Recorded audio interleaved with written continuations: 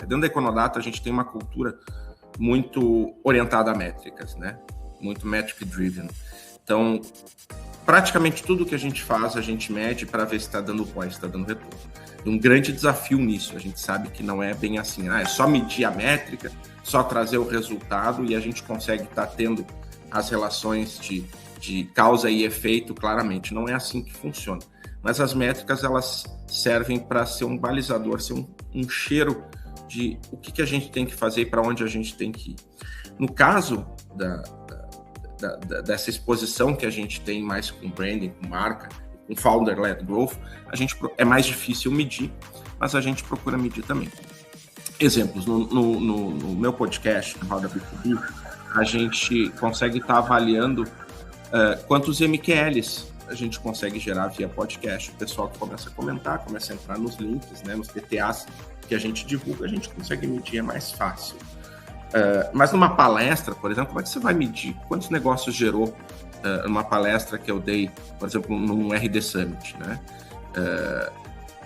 Começa a ficar mais complicado. E aí a gente tem que tomar o cuidado para não ficar que nem aquela velha piada da publicidade, né? Eu investi, como é que é? Eu investi metade do meu orçamento eu investi em publicidade e deu retorno, eu só não sei qual é a metade, né?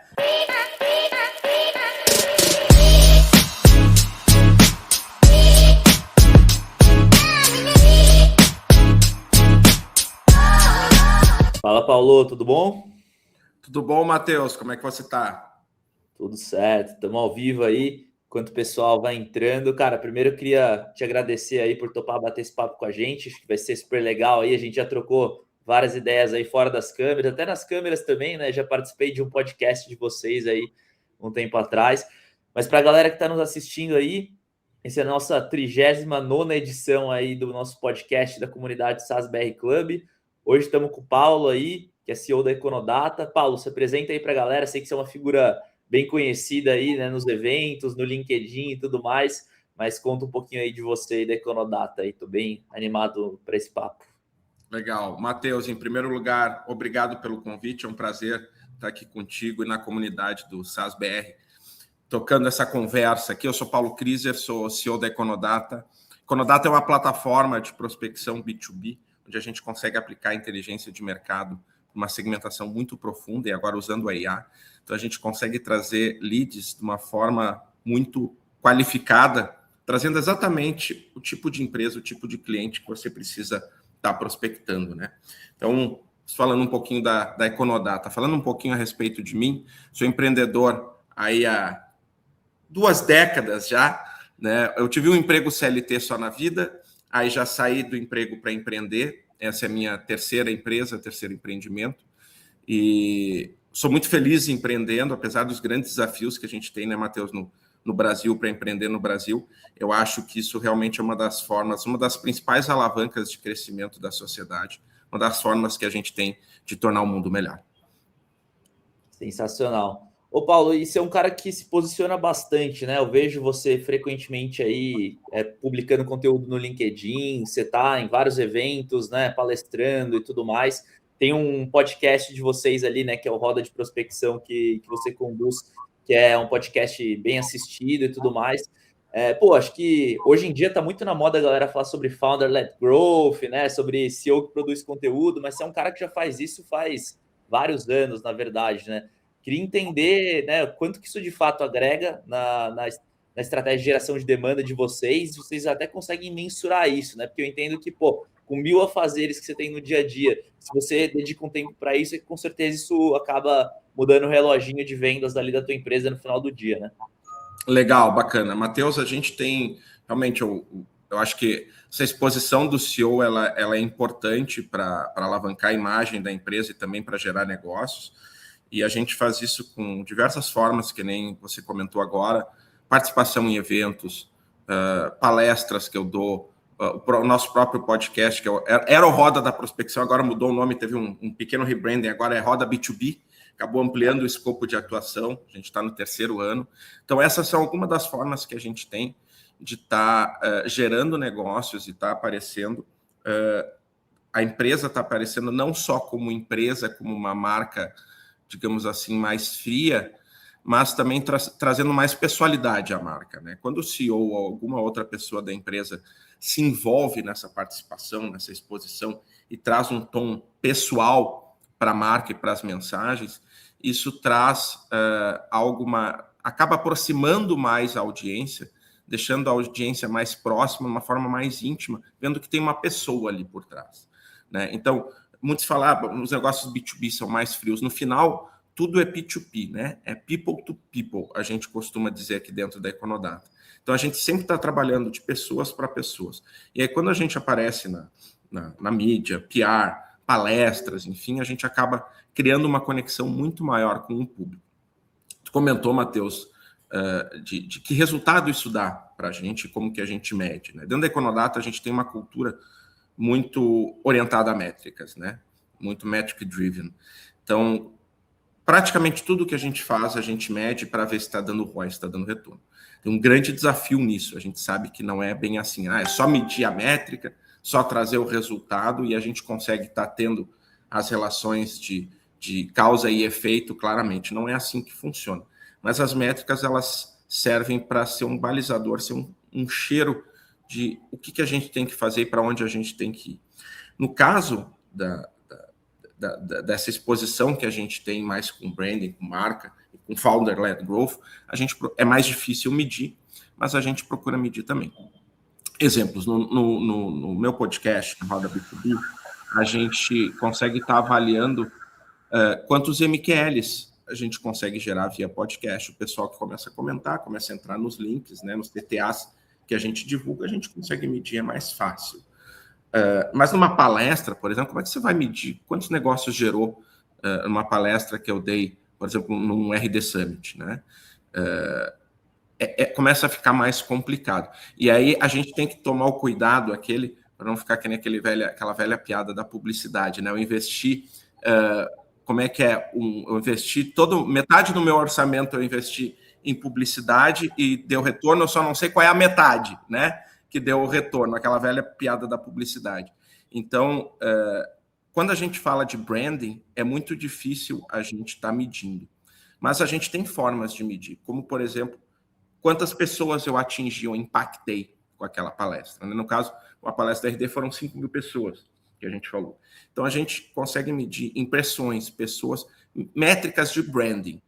A ideia aqui, Matheus, é a gente nunca ficar no escuro, sem métrica nenhuma. Pelo menos alguma métrica de impacto eu tenho que ter. E isso que a gente busca dentro da Econodata para realmente conseguir estar avaliando os nossos retornos.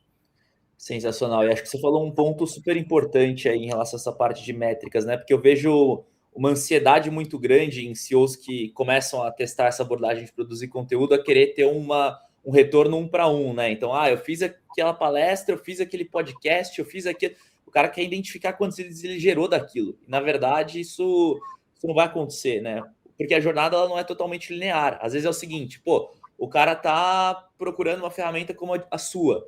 Putz, ele foi impactado ali no Google com alguma campanha da Econodata. Aí ele lembra, putz, eu vi a palestra do Paulo lá na RD, legal pra caramba, né? Aí ele depois vê no LinkedIn um post seu. É um processo, né, que muitas vezes o lead vai sendo impactado várias vezes e depois ele acaba convertendo. Pra você ter uma ideia, né? A gente, com o meu time aqui, né, quando eles vão fazer uma reunião comercial, eles perguntam, tá, né, da onde que você conhece Get Demo, Sales Budget, assim por diante.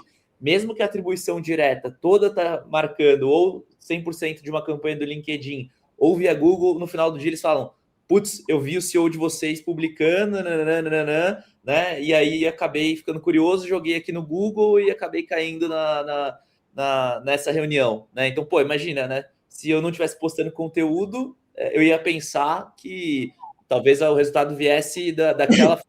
Mas, na verdade, é um conjunto de situações. Acho que é um pouco do que você comentou, né? Então, você está mais preocupado em quantas pessoas você vai atingir na palestra, porque provavelmente dessas pessoas, X% pode ser teu ICP, que vão acabar se deparando em outros momentos com o conteúdo de você, o conteúdo da Econodata, e vão acabar em algum momento convertendo, porque elas vão, né, na hora que precisarem de uma solução como a sua, vão converter. É mais ou menos essa lógica, né? Acho que vocês têm essa visão aí que o negócio não é 1 para 1, é um trabalho de construção mesmo. Exato. Esse é um problema clássico no marketing, de como medir para qual canal eu vou atribuir aquele lead, né? você comentou muito bem, Matheus. Aquele lead veio de um post da minha presença no LinkedIn, ou veio de um evento que eu patrocinei, ou veio de uma landing page nossa no site. A verdade é que o lead andou por tudo isso e a última conversão foi feita, por exemplo, no meu post do LinkedIn. Então, qual é o canal que merece aquele lead que eu devo contabilizar como aquele canal é que está gerando aquele lead, por isso vale a pena eu investir mais naquele canal. Como é que eu faço essa conta de ROI por canal, sendo que o marketing, como tu bem colocou, é não linear? Então, esse é um problema clássico do marketing, né? Como resolver isso? Bom, eu tenho que, em algum momento, atribuir o lead a algum canal ou fazer algum critério de rateio, mas aí todo o processo começa a ficar muito complexo. Então, a gente tem, e aí falando um pouco da experiência na Econodata, a gente tem ali o último canal de conversão, que foi onde realmente o lead fez a conversão e fez a levantada de mão, e esse a gente conta como o canal ali que a gente está usando para aquisição. Mas, realmente, às vezes, um canal X, por exemplo, uma landing page no site pode levar o mérito como uma levantada orgânico, mas na verdade o lead viu um anúncio antes no Google Ads que ajudou ele a comprar e a levantar a mão. Então é muito difícil ter essa traçabilidade. Exatamente. Para você ter uma ideia aqui, o que a gente faz é o seguinte, a gente pega o total que a gente investiu versus o total que a gente gerou, né? E a gente identifica ali um custo que a gente teve por lead. E nossa batalha é sempre em diminuir o custo por lead. Como? Apostando mais em ações orgânicas e assim por diante. Então é assim que a gente meio que parametriza o negócio. Porque se a gente fosse falar assim, não, essa campanha aqui, essa landing page está dando certo, vou botar todo o dinheiro nela. Não daria certo, porque na verdade só está dando certo por conta da diversidade dos canais, né? Então Exato. A gente sempre está se preocupando com, quantas pessoas eu gerei impressão, né? E tentando mensurar o funil como um todo, mas nunca fazendo essa divisão 1 para 1. Bem legal que você pensa dessa forma. E acho que, cara, todos os fundadores que têm sucesso nessa estratégia não tentam fazer esse 1 para 1, porque quem tentar fazer 1 para 1, principalmente no curto prazo, cara, não vai conseguir ficar satisfeito com o resultado, né? Exatamente. Os canais, eles se potencializam, né? Quanto mais touches em diferentes canais o lead tiver, maior a propensão dele de compra, porque ele vê assim, a Econodata vi ela num anúncio no Google, tá? Aí agora eu vi ela num evento, no RD. Agora eu vi ela em outro evento. Agora eu vi ela, entrei no site dela. Então, eu recebi uma mensagem de WhatsApp. Então, quando é multicanal, né, e multitouch, a pessoa pensa assim, puxa, a Econodata tá em tudo que é lugar. Né? Não é a mesma coisa que ver sempre no mesmo canal. Então, um canal contribui para alavancar o outro. E aí fica muito difícil de ver qual o canal que está contribuindo mais. Na verdade, é um todo, né? Um todo orgânico que está trabalhando para dar aquele resultado. Muito legal. Não, é isso mesmo. Acho que, bem bacana a gente ter estressado essa visão aí, porque é uma discussão que o pessoal da comunidade tem o tempo inteiro. Ô Paulo, hoje vocês têm um produto, né, que a base dele, obviamente vocês usam AI hoje, mas a base dele é dados, né? E acho que quando a gente fala de inteligência artificial, o maior ativo que se tem para uma inteligência artificial dar um bom resultado é dados, querendo ou não, né? Aí pegando um pouco do teu mercado de dados, sabe que eu também sou do mercado de dados, né, vindo ali, e alguns anos atrás você queria fazer um modelo preditivo, fazer um score, alguma coisa, você precisava de um time de data science, era um negócio extremamente complexo, né? Hoje em dia, né, você tem um acesso a uma API, OpenAI ou qualquer coisa do tipo, você já consegue, de maneira muito mais simples, trabalhar essa base de dados que você tenha para gerar algum tipo de inteligência. Imagino que isso tenha aberto para vocês um leque de possibilidades gigantesco para evoluir o produto de N formas, mas ao mesmo tempo, né, o próprio usuário final ali, de certa forma, as empresas começaram a usar seus N8Ns, criar agentes ali, que eventualmente podem criar listas, por exemplo, né? Como é que foi essa transformação de mercado, né? Vocês estão usando a AI como diferencial competitivo? Você sentiu que isso abalou de alguma forma? Potencializou? Porque eu sinto que potencializou muito de um lado, mas ao mesmo tempo, né, gerou um risco um pouco maior, eventualmente, do outro. Como é que você está vendo esse momento aí, né? Para a tua empresa, mas acho que para todas as empresas de dados que estão passando pela mesma situação. Excelente questão, Matheus. Essa é uma discussão estratégica dentro da Econodata. Quando a AI surgiu, o ChatGPTs e afins, te confesso que houve um pouquinho de receio, mas a gente logo entendeu melhor o que estava acontecendo. Né? Sim, você pode entrar num ChatGPT, num Claude, enfim, Anthropic, Gemini, e perguntar informações sobre uma determinada empresa, ele vai trazer. Né? Então, ele ajuda nesse tipo de coisa. Mas quando você entra em análises mais profundas e necessidades maiores, e se você fizer essa pergunta para o próprio GPT, ele vai te responder dessa forma, a IA começa a não conseguir ajudar tanto. Por exemplo, eu quero uma lista de 1.000 empresas com uma segmentação muito específica, que nem os nossos clientes pedem. Quero multinacionais coreanas com presença no Brasil que fazem motos elétricas acima de tantos funcionários, coisa muito específica, né? Ou eu quero indústrias têxteis com faturamento de 50 milhões a 500 milhões no interior de São Paulo, na região X, que trabalham com um determinado tipo de tecido muito específico. Então, nesses casos, a IA já começa a se atrapalhar, né? Se você for usar ela diretamente, ok, você pode começar a criar agentes, mas aí você vê que já se começa a ter um trabalho por fora, mas a grande limitação da IA, na verdade são algumas, mas a primeira delas é a IA não vai te conseguir gerar uma lista de 1.000 empresas, né? Se você tentar no ChatGPT, vai bater num limite, começar a tentar passar de 100, 200, ele vai começar a se perder, e isso estou falando só em quantidade de linhas, né? De registros. Se pegar a quantidade de colunas, vai se perder mais ainda. E os dados que você vai buscar também muitas vezes não tem. Como, por exemplo, dados de decisores e dados de contato, que a gente tem na nossa plataforma, a IA muitas vezes, aliás, de contato nem vai ter, né? E de decisores muitas vezes não vai ter. Então, quando a gente começa a falar de volume para inteligência de mercado e prospecção, a IA está muito longe de atender e não vai atender.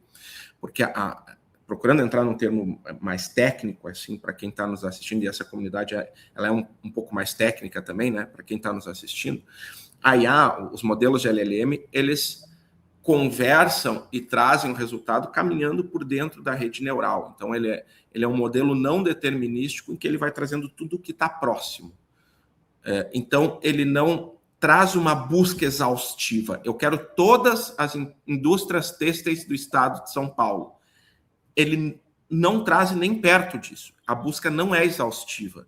Ele vai trazer algumas, mas ele não sabe quais são todas. Aí eu preciso de uma base relacional, uma base de grafo, uma base com uma lógica mais técnica e limitada, né?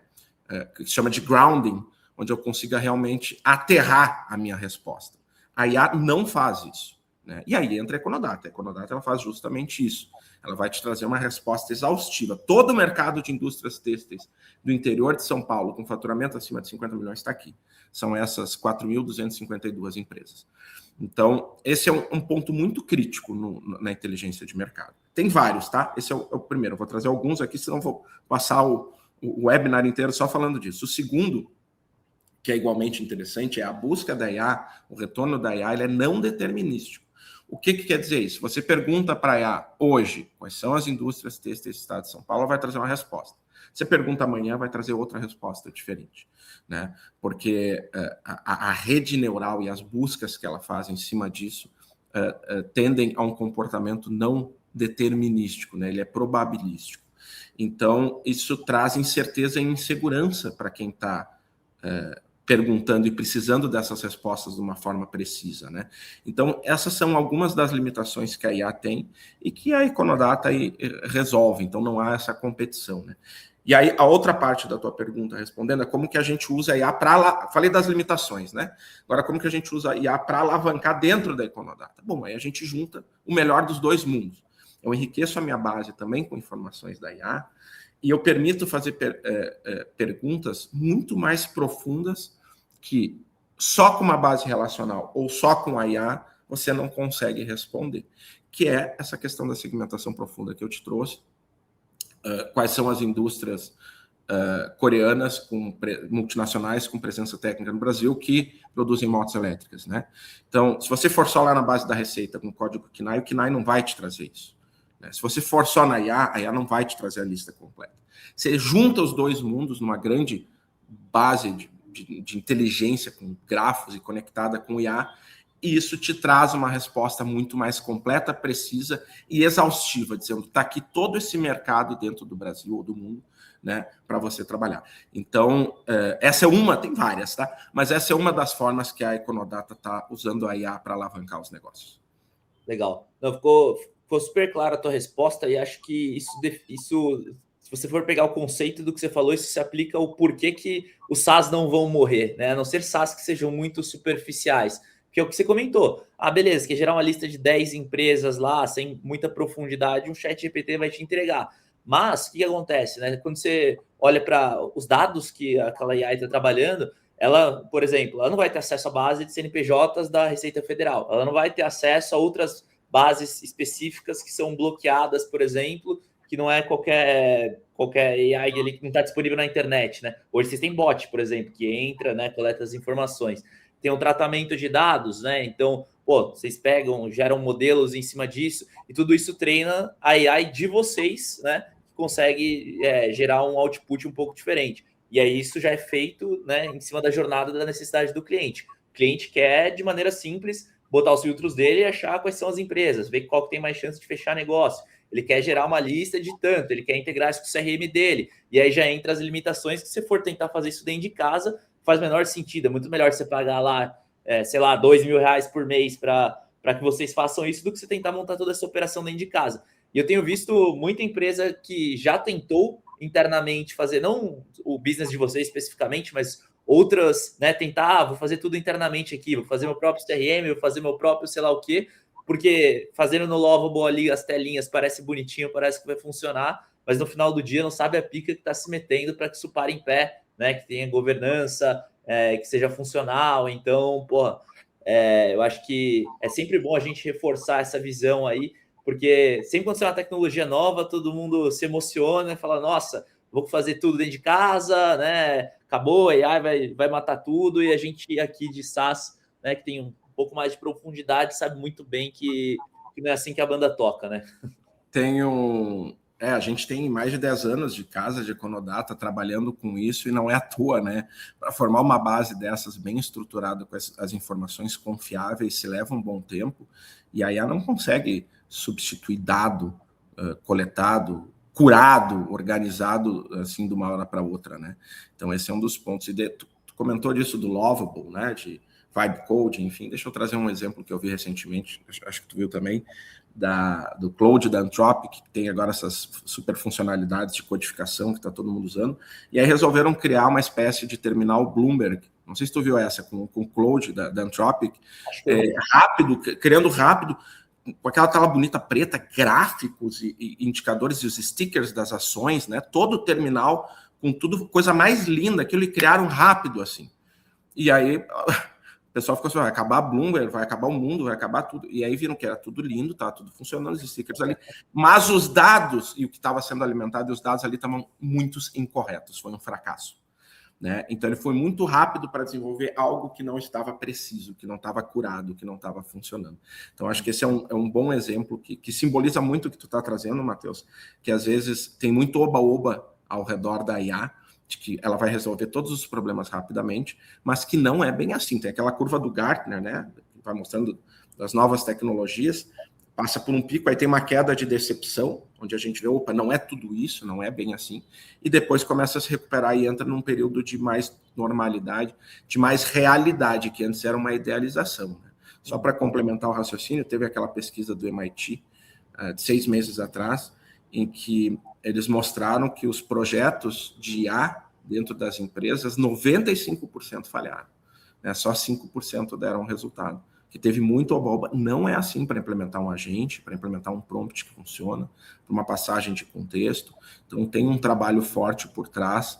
A IA ajuda muito, sim, mas ela, pelo menos por enquanto, não vai substituir tudo, não.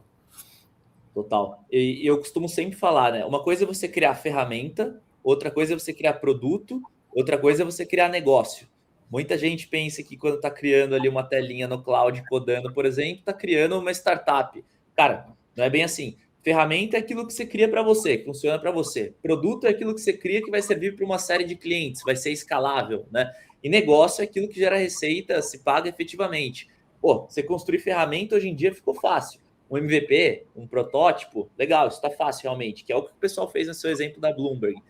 Construir produto é outra coisa, o negócio é ser funcional, ser escalável, né? Construir negócio mais distante ainda. Então, no final do dia, né, é o que você falou, gera um pouco de pico, a galera tá nessa euforia, pensando que o negócio é animal, mas pensando que isso vai fazer com que qualquer um consiga criar da noite para o dia, e não é bem assim que o negócio funciona. Vou te dar um exemplo. Agora a gente está nesse momento, puta, o para o cloud, né, para Lovable, mas há 1 ano e meio atrás, mais ou menos, esse WoW era com o N8N. O que todo mundo começou a falar?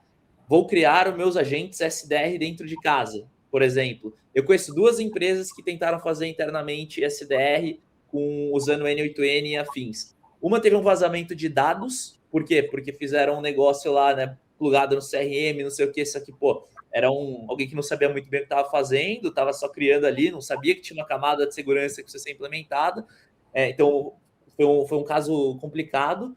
E a outra, simplesmente, cara, desencanou porque viu que não funcionava bem da maneira que imaginava, né? Por quê? Justamente, prompt, complexidade, nananã. Então, cara, pra você ver aí que realmente gera o hype, né? Você vê que todo mundo tava querendo fazer isso, e depois, final do ano passado, ali no LinkedIn, tava todo mundo, esse DRI não funciona, dane-se, vamos para a próxima moda, né? Então, realmente, o mercado ele é feito desses ciclos, né? Exatamente.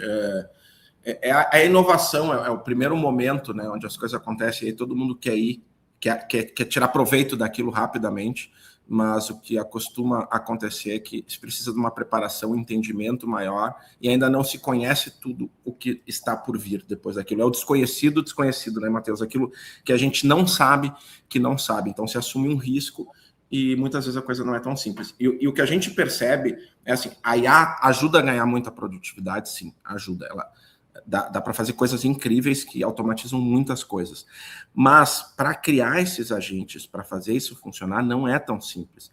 A gente precisa de profissionais muito bem qualificados para fazer isso funcionar. Não é qualquer profissional, não é qualquer desenvolvedor júnior que vai botar um agente com um bom prompt para funcionar. Não funciona. Vai substituir os devs. Não vai. A diferença é que os bons devs, ao invés de programarem direto lá, vou trazer lá da minha época, né, em C++, né, um Java direto no código, hoje Node e outras coisas, né? Ao invés de programar direto nisso, eles vão estar programando em agentes e em prompt de inteligência artificial. Mas a lógica, o racional por trás, ele continua existindo, e se você não for muito bom nesse racional, não vai desenvolver bons agentes. Não é qualquer pessoa que vai sair desenvolvendo um agente de IA que vai resolver problemas.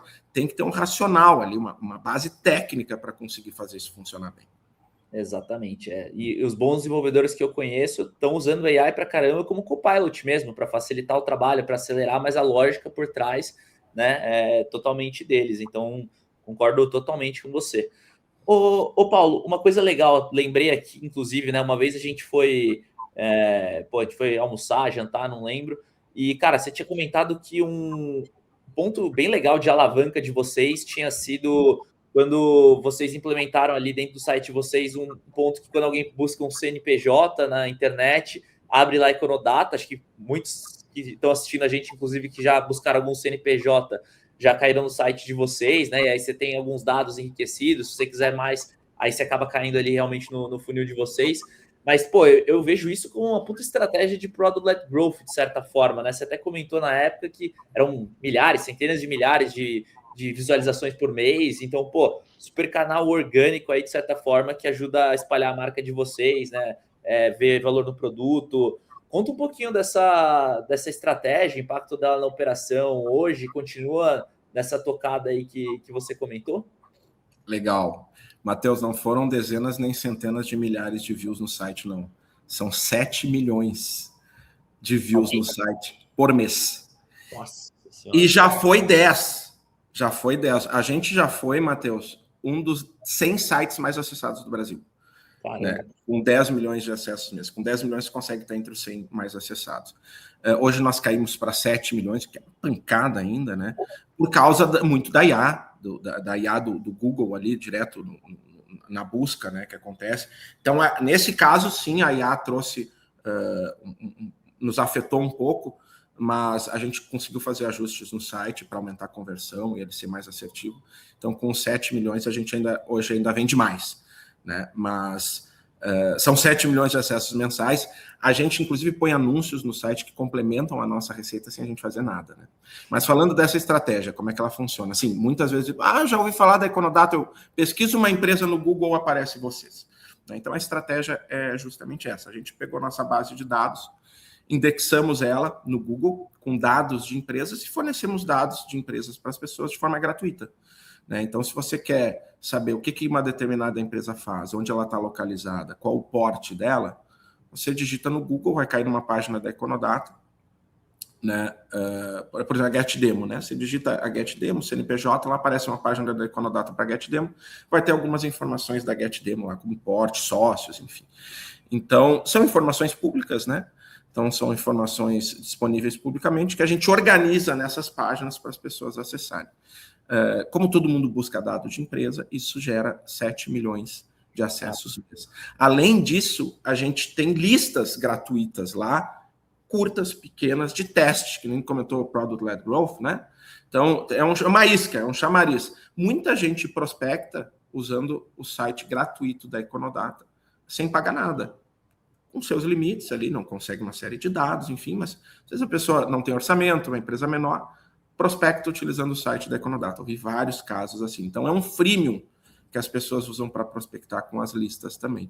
Então, essa é uma estratégia de Product-Led Growth, sim, interessante, de atração orgânica, onde a gente não gasta R$1 com anúncio, onde a gente gera valor social, porque as empresas prospectam utilizando a Econodata gratuitamente, e quem quer mais informações, aí sim assina o Premium via essas páginas, e aí cai no nosso funil de vendas, marketing, enfim, para fazer todo o processo de venda. Então, essa é uma estratégia orgânica que a gente executa há muitos anos já. Acho que a gente ouso dizer que a gente é o melhor do Brasil nisso, né? Tem alguns outros players tentando entrar, grandes, mas que ainda não nos conseguem bater no rating da indexação do Google.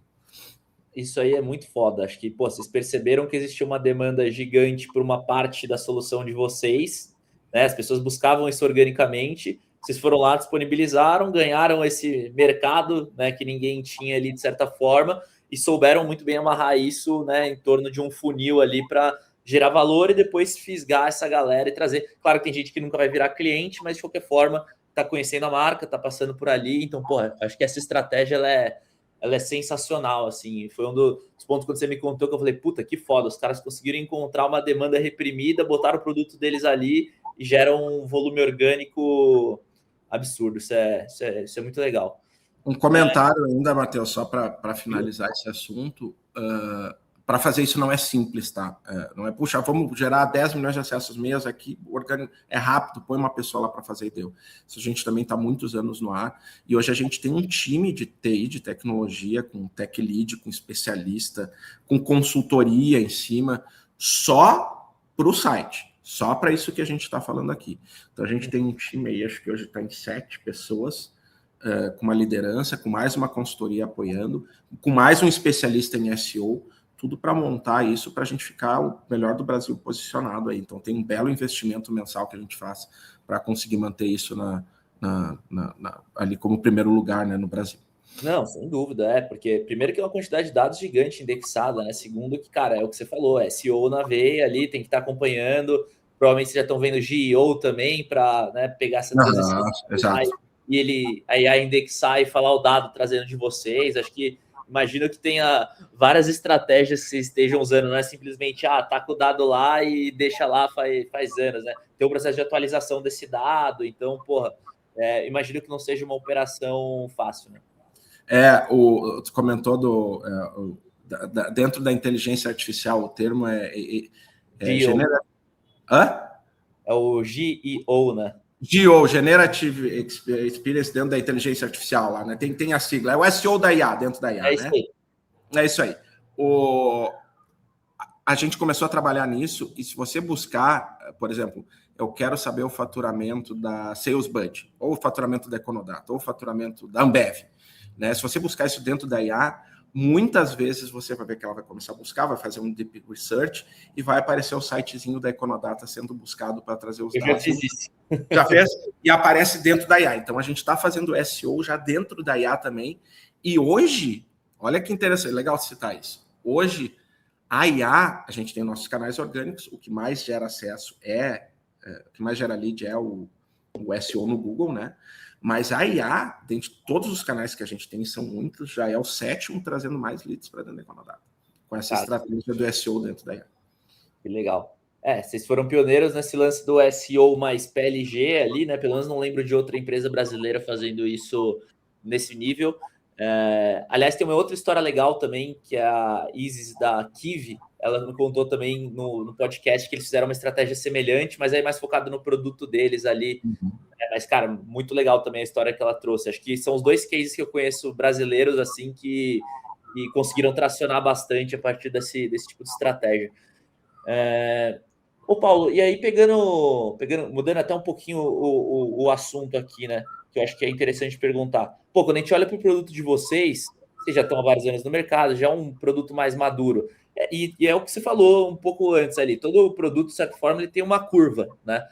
CRM, RP, nananã, todos já tiveram seu auge, depois o que acontece? Começa a surgir concorrente, o mercado fica mais... Mesmo tempo que o mercado fica mais competitivo, ele também tem mais demanda porque as pessoas já estão educadas, elas já buscam diretamente para esse tipo de solução. Então, tem seus benefícios e seus malefícios, vamos chamar assim. Mas como é que você está vendo, né, agora o futuro das empresas de dados, como a tua, como outras empresas que a gente vê no mercado? Você acha que vocês vão ter que ir numa linha muito de, cara, execução, agentes? Se antes vocês forneciam insumo para prospecção, de certa forma, para inteligência de mercado, vocês vão ter que começar a entregar isso pronto, como se fosse um analista trabalhando com os dados de vocês. Para onde você está vendo esse mercado caminhando aí nos próximos anos? Para onde vocês vão drivar teu roadmap de produto? Legal, uma ótima pergunta, né? O que a gente tem de tendências? Com a IA, né, aparecendo com todas essas ferramentas e outros players também, a gente tem que ir cada vez mais acrescentando camadas de inteligência e trazendo mais dados, né?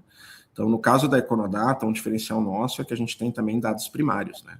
Então, tem informações nossas, como, por exemplo, alguns decisores, em que são dados primários, que a gente tem autorização para uso dentro da plataforma, e que se você buscar esses dados na internet ou dentro do uma IA, você não vai conseguir, não vai ter acesso, não vai ter disponibilidade, porque são dados primários. Então, esse já é um diferencial nosso. Outro diferencial é estar adicionando uma camada de inteligência maior, como essa que eu comentei contigo, da segmentação profunda. A segmentação profunda, ela permite trazer coisas muito específicas, que só uma busca na base da receita, uma busca com filtros normais, uma busca no Google ou na IA não funciona. Você tem que estar cruzando muitas tecnologias junto com a inteligência artificial para trazer um resultado mais preciso. Então, no nosso caso, a gente enxerga a Econodata indo muito mais por esse caminho de inteligências e inteligência mais específica e dados primários, né? Dentro do mercado de dados, o mercado de dados, sendo bem honesto contigo, Matheus, e com quem está nos assistindo, o mercado de dados, ele é um mercado cruel, porque você tem que manter uma base sempre atualizada, né? É difícil conseguir os dados, é deep tech, não é uma empresa só de desenvolver uma plataforma, uma empresa com tecnologia profunda, que tem que ter especialistas em TI para fazer ela funcionar, porque tem muitos robôs, tem muitas coisas que só especialistas conseguem trabalhar. E às vezes o cliente usa o seu dado e só precisa daquilo ali e cai fora, né? Então, tem que ter mecanismos de engajamento, de atualização de dados para fazer isso funcionar. Então, se manter por mais de 10 anos nesse mercado, realmente é um desafio, e é o que mostra que a nossa estratégia e a nossa execução conseguiram fazer muito bem. Porque aí nos últimos 4 anos, a gente está crescendo 50% ao ano certinho, assim, batendo. O último ano deu 49,5%, vai? Em faturamento, e sempre no azul. Né? Sempre no azul. Isso é premissa nossa, sustentabilidade econômica, né? Então a gente cresce 50% ao ano e ainda breakivado aí com uma margem. E muitos players que começaram lá junto com a gente na época já morreram ou foram para outros segmentos. A gente sabe de player que atuava em várias frentes, né? CRM, lista de empresas, automação de marketing, enfim, e que a parte de lista simplesmente não está funcionando. A gente nem ouve falar deles na frente comercial. Porque é muito difícil tocar esse negócio. Se você não tem muito foco só nisso para fazer isso bem, você acaba não fazendo bem. Eu gosto muito da frase do Edson Rigonati, da Astela, né, um VC conhecido, que ele diz que, poxa, já é difícil fazer uma coisa muito bem, né? Então, imagina fazer muitas assim. Então, essa questão de focar só na parte de dados é o que faz a gente se manter bem no mercado. E tu comentou das tendências e dos outros players, né? Então, eu acho que quanto mais especialista você for numa determinada coisa, melhor você vai ser e aí mais saliente você vai estar no seu mercado. Animal. Você comentou, sobre 50% de crescimento ano a ano, realmente para empresas, né, como a de vocês, eu não vejo, falando com outros founders, não vejo ninguém relatando um crescimento nessa linha e talvez seja muito questão de foco que você comentou, né? Isso é super interessante e faz sentido, né? Eu acho que em um determinado momento, né, pensando no mercado de vocês, a tendência foi a galera querer pegar o funil como um todo e talvez por conta de todas essas etapas exigirem muita profundidade, você quer ser um CRM, você quer ser, né, tudo tem uma certa profundidade. Talvez tenha sido um passo que fez com que a galera não conseguisse focar só em dados, e aí talvez isso desfoque um pouco a estratégia, né? Então, legal você reforçar isso, porque eu acho que é uma coisa que, querendo ou não só para o teu negócio, mas acho que para vários founders, a galera acaba se perdendo às vezes nessa linha, né? Vê uma oportunidade ali, cresce muito o leque de produtos, acaba perdendo a dominância em algum dos segmentos específicos que já dominava, né? Então, bem legal você comentar. E até, pegando um gancho disso, né? Você com um resultado desse, break-vado, né? No azul, crescendo 50% ao ano, eu vejo que, pelo menos na minha análise, né? Vai abrir uma janela de aquisição de empresas para empresas de dados novamente, igual já teve lá atrás. Eu acho que isso vai abrir de novo, porque você pega, por exemplo, empresas grandes aí de RP, de CRM. Cara, o maior ativo na área da AI é dado. Então a galera vai querer ter outros ativos de dados dentro, né? O que você está vendo de futuro? Você quer fazer um M&A da empresa, né? Você quer pegar uma rodada mais agressiva e, aumentar aí a tua capilaridade comercial, dominar o mundo, né? O que você tem visto como founder? Óbvio que as coisas podem acontecer naturalmente, mas você tem algum futuro premeditado? Ou seja, uma empresa que vai gerar caixa para vocês e está tudo certo também? Enfim, o que você tem enxergado? Legal, uma pergunta bem dos bastidores aí, né? Já procurando pegar um pouquinho da nossa estratégia e não tem problema nenhum a gente abrindo um pouco mais aqui as entranhas da Econodata, que a gente busca, né? A gente vem num crescimento acelerado, praticamente bootstrapped, a gente só pegou um seed com a Wayra 10 anos atrás, um valor muito pequeno de 100 mil, né? Depois a gente não pegou mais porque a gente foi na filosofia de para o negócio funcionar, ele tem que parar de pé. Ele tem que se pagar. Se um negócio não se paga, eu não tenho uma tese provada. Então, primeiro vamos provar a tese, para depois escalar. E a gente provou a tese, o negócio se paga e se paga bem.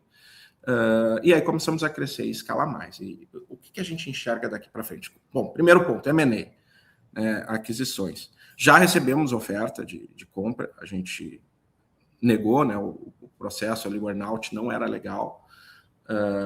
A gente não se fecha a isso, mas não é. A empresa não foi criada para ser vendida. O objetivo não foi esse. A gente criou uma empresa com o objetivo de criar algo bacana, algo que gere valor social e que deixe um legado para a sociedade e para as pessoas. Então, esse é o nosso objetivo principal, né? Realmente trazer um impacto social por meio da nossa cultura, que a gente acredita muito. Isso não quer dizer que a gente não possa fazer um M&A, mas para acontecer um M&A tem que ser uma empresa que nos compre e que tenha uma cultura muito parecida e que seja um processo bacana para todo mundo, né? Mas não é o objetivo principal. O que a gente realmente busca é continuar num crescimento acelerado e realmente dominar o mercado brasileiro de dados para inteligência no mercado B2B. Então, isso é o que a gente busca. A gente busca ser um unicórnio, sim. A gente busca ser uma empresa gigantesca, uma empresa global. Não é só continuar gerando caixa e fazendo dinheiro e está tudo bem, não. A gente realmente quer ter um impacto social muito maior, né, conseguindo fornecer inteligência para o mercado brasileiro de uma forma muito verdadeira, uma forma muito autêntica, em que a gente traga informações que ajudem a tirar os vieses das análises que as pessoas fazem. Que as análises são cheias de vieses com notícias, com enviesamento de métricas e tal. O que a gente quer é trazer a informação verdadeira para o mercado, né? E a gente está nesse caminho. Então, esse é o nosso objetivo. Outro ponto, você comentou de VCs, né? A gente não depende de investidor hoje, então a gente tem muita liberdade de atuação, isso é um dos motivos também da gente tá bem, mas a gente também não descarta, sendo um VC que tem a nossa cultura, que trabalhe junto com a gente, e existem, tá? Tem VCs com cultura muito parecida, Então, há sim essa possibilidade, mas não é algo estritamente necessário para fazer a estratégia andar. O que um VC ajuda é fazer isso tudo acontecer muito mais rápido, né? Ter mais grana no bolso para fazer isso tudo acontecer. É um desafio maior, né? Uma gestão mais complexa, mas também é uma forma da gente estar crescendo mais rápido. Legal. Eu acho que essa tua visão bootstrap ela é bem interessante porque ela te dá poder de escolha. É o que você comentou, você não precisa vender a empresa de qualquer jeito para qualquer player, porque tua conta não vai fechar depois de X meses, né? Você não precisa pegar qualquer investimento porque você está desesperado e você precisa desse dinheiro para crescer. Então isso te dá um poder de liberdade de entender, né? Pô, impossíveis sinergias se desenvolverem se fizer sentido, senão vocês seguem com o plano de crescimento de vocês.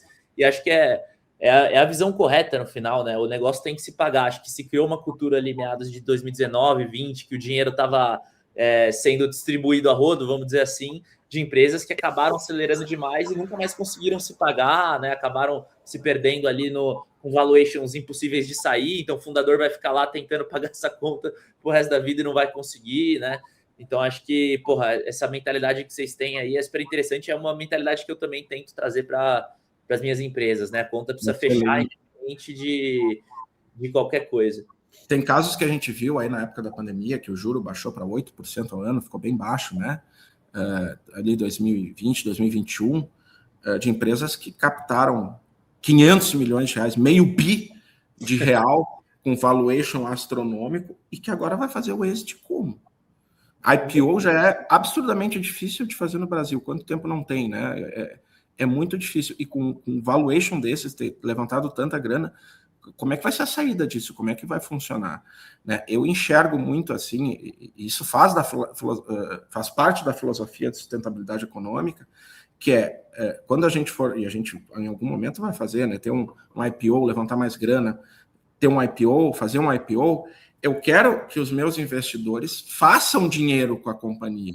E não que eu entre com a IPO aqui e depois caia o valor. Ah, que bom que nós inflamos valuation.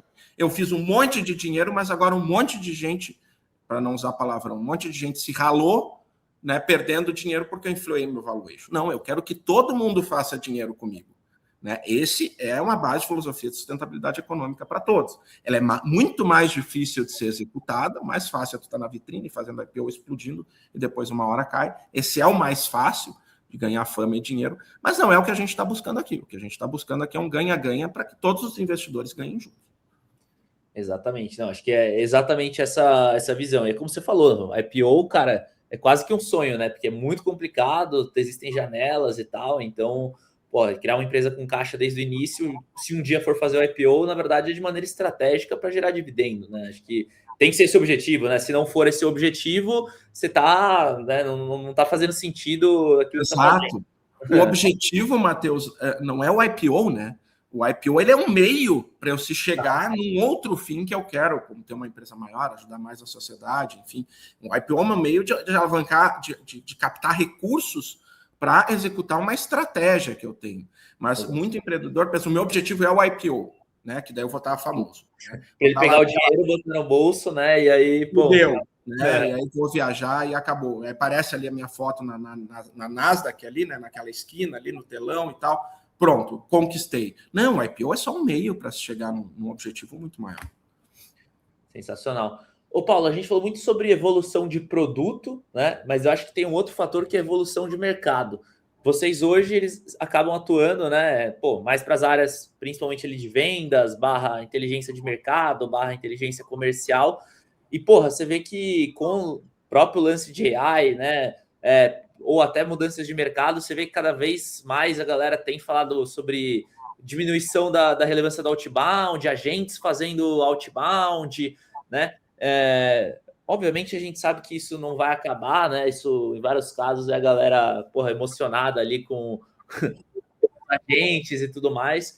Mas, pô, vocês sentem que vocês têm que adaptar o discurso de vocês de alguma forma nessa era? Os players estão mais resistentes no tipo, putz, não preciso de uma plataforma de vocês, que agora eu tô fazendo agente aqui, né? O que você tem sentido em relação a esse mercado de vendas outbound? Até porque eu sei que, de certa forma, até vocês talvez tenham operação interna disso. Eu queria saber como é que é o teu termômetro em relação à palavra outbound, porque normalmente em discussões LinkedIn é algo que a galera tem fugido de fato. Né?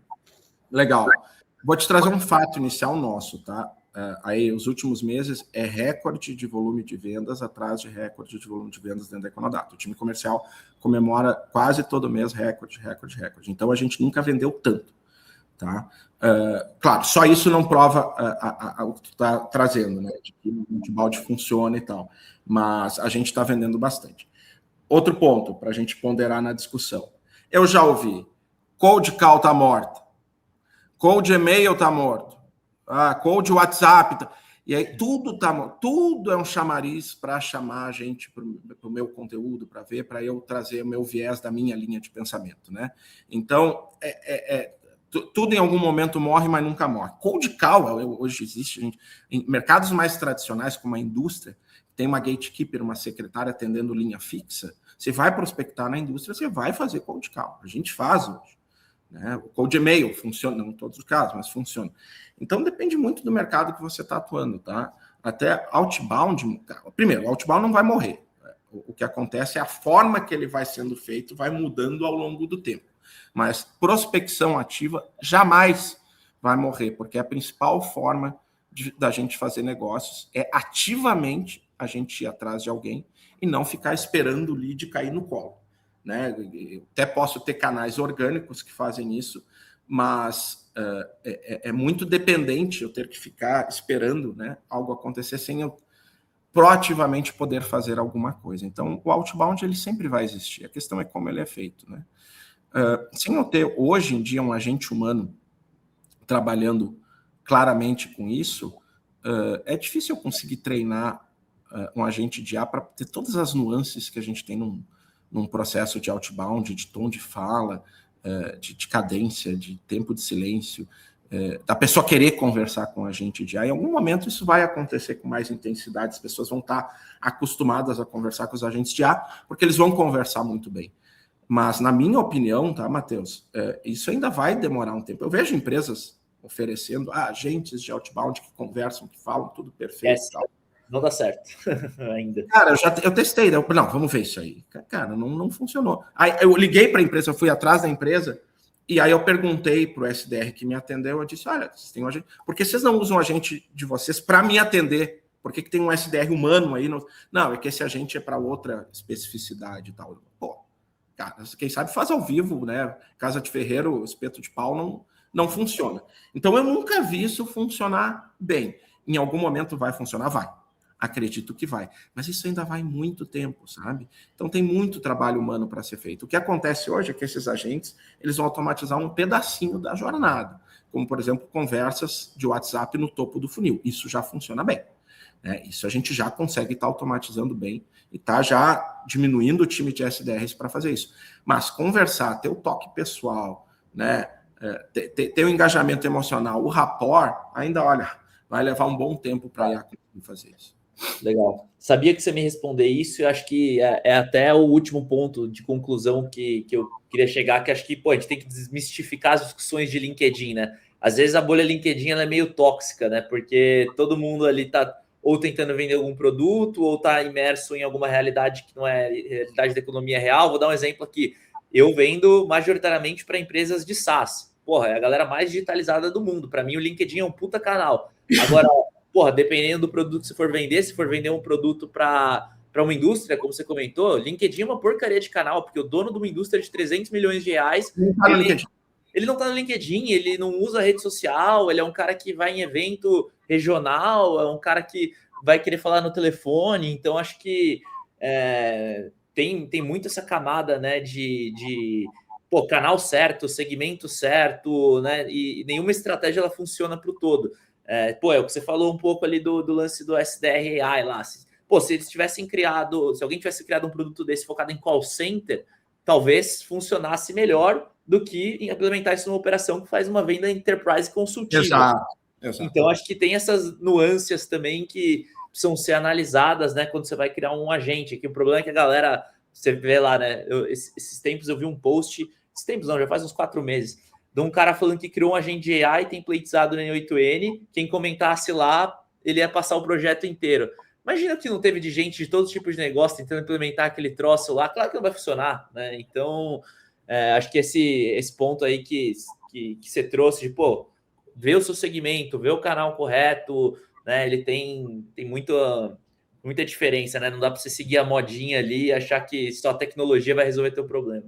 Exato. O conselho que eu posso dar para quem está nos assistindo é: vejam as coisas funcionando. Nas palestras que eu dou, eu sempre procuro trazer exemplos internos, assim como eu estou trazendo aqui também, de como a gente está fazendo as coisas funcionar. Porque falar numa palestra, aconteceu isso, aconteceu aquilo, aí traz um case do Uber, traz um case do Google, coisas que estão funcionando assim, é muito fácil a gente falar. Falar é muito fácil. A questão é fazer, é a execução. Aí você mostrar algo que você fez, que funcionou, executou e está dando certo, isso é o difícil. Então, para quem está nos assistindo, eu aconselho, olha a ver se realmente aquilo funciona. Testa, vai atrás das referências, porque tem muita gente querendo vender IA agora, consultor de IA agora, Matheus, o que surgiu, consultorias com inteligência artificial, não está no mapa. Realmente, a gente tem que conseguir separar bem o joio do trigo. Total. Boa. Paulo, pô, sensacional o bate-papo aí, foi bem bacana botar a conversa em dia aí, acho que com certeza gerou valor bastante aí para a galera que está assistindo e vai nos assistir aí, porra, tua bagagem é legal demais aí, bagagem da Econodata, queria te agradecer aí pelo papo e, pô, espero que possa acontecer mais vezes aí. Com certeza, Matheus, eu que agradeço novamente o convite. Papo muito enriquecedor, é sempre muito bom falar contigo. A gente troca umas ideias bacanas e acho que tem valores aí, trocas parecidas também. Acaba enriquecendo, sendo mais fácil essa abertura, né? E agradeço a todo mundo que nos assistiu e deixo essa mensagem final de o pessoal ter o pensamento crítico, né? Falam muito do pensamento crítico com a IA, do que a IA responde e traz, então ter esse pensamento crítico, a IA erra, tem casos de dependência emocional psiquiátrica já com IA relatados, então tenham um pensamento crítico, mas também tem um pensamento crítico com as pessoas que trazem soluções mirabolantes, que nesse caso, baixe aqui o projeto N8N que vai resolver sua vida, e não é assim que funciona, né? Ainda os mesmos valores, a essência das pessoas, a essência das coisas, o que é perene na vida, continua sempre perene, continua sempre igual. É isso. Show demais. Valeu, Paulo. Até mais. Valeu, Matheus. Um abraço. Obrigado. Obrigado. Tchau, tchau.